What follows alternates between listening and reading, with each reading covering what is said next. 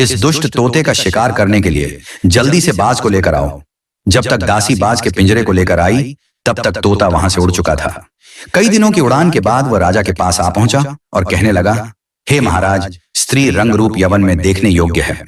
राजकुमार की बात बिल्कुल सत्य है कि कोई उसे एक बार देख ले तो वह उसके मोह को कदापि नहीं छोड़ सकता। परंतु महाराज, उसका स्वभाव खोटा निकला। पहले उसने मुझे पुचकार कर अपने पास बुलाकर पकड़ लिया और फिर मुझे मारने को आतुर हुई।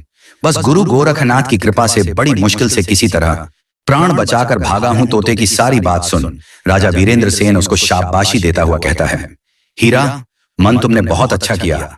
अब तुम चिंता मत करो, मैं खुद उस राजकुमारी से निपट लूंगा।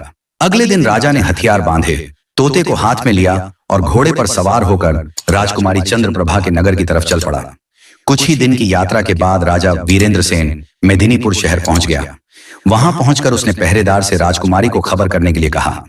जब दासिया ने राजकुमारी को राजा वीरसेन के आने का समाचार दिया तब चंद्रप्रभा ने कहा, क्या वह मेरी सब शर्तों से भली भांति परिचित है?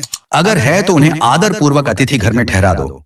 सेवादारों ने राजकुमारी के कहे अनुसार राजा को जलपान कराकर ठहरा दिया। रात हुई तो रानी सज स्वर कर बैठ गई और सिपाहियों को आदेश दे राजा वीरेंद्र सेन को अपने सम्मुख बुलवा लिया। राजा वीरेंद्र सेन राजकुमारी चंद्रप्रभा के सामने बैठ गया। राजकुमारी बोली, अगर आपने मेरे 10 सवालों के जवाब ठीक से दिए और मुझे चौसर के खेल में हरा दिया तो मैं आपकी हो जाऊंगी। अगर ऐसा नहीं कर पाए तो आपको सदा के लिए मेरा कैदी बनना पड़ेगा। राजा बोला, अपने प्रश्न शुरू करो राजकुमारी, मैं तैयार हूं।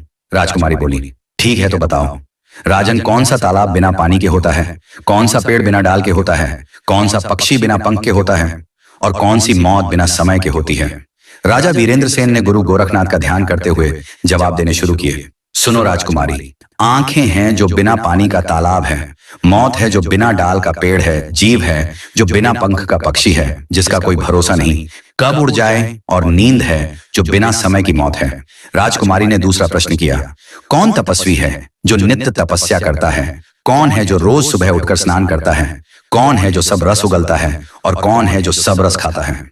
राजा बोला, सूर्य ऐसा तपस्वी है जो नित्य तपस्या करता है। ब्राह्मण रोज सुबह उठकर स्नान करता है। इंद्र राजा वर्षा के रूप में सब रस उगलते हैं और धरती है जो सब रस खाती है, अर्थात वर्षा को सोख लेती है। राजकुमारी ने तीसरा सवाल किया। पार्ट 10 के लिए बने रहें।